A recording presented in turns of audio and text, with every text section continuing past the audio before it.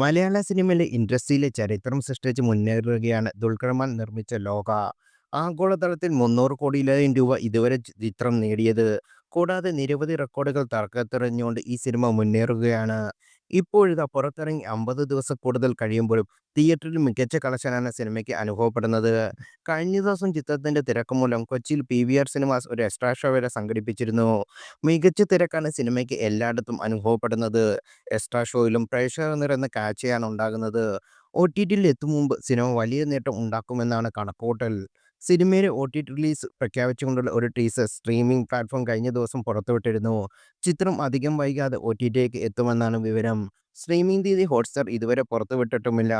Malayalam industry hit ഏറ്റവും കൂടുതൽ collection നേടിയ ഡബ്ബ് ചിത്രം, തെലുങ്കിൽ ഏറ്റവും ഉയർന്ന കളക്ഷൻ, ആഗോളതലത്തിൽ ഏറ്റവും കൂടുതൽ മാർക്കറ്റ് ഷെയർ, ബുക്ക് മൈ ഷോയിൽ ഏറ്റവും കൂടുതൽ ടിക്കറ്റ് വിറ്റ റെക്കോർഡ്, ഏറ്റവും കൂടുതൽ ആളുകൾ തിയേറ്ററിൽ എത്തിച്ച റെക്കോർഡ്, ആദ്യ 300 കോടി നേടിയ മലയാള ചിത്രം എന്നിങ്ങനെ നിരവധി റെക്കോർഡുകളാണ് ലോക നേടിയെടുത്തത്.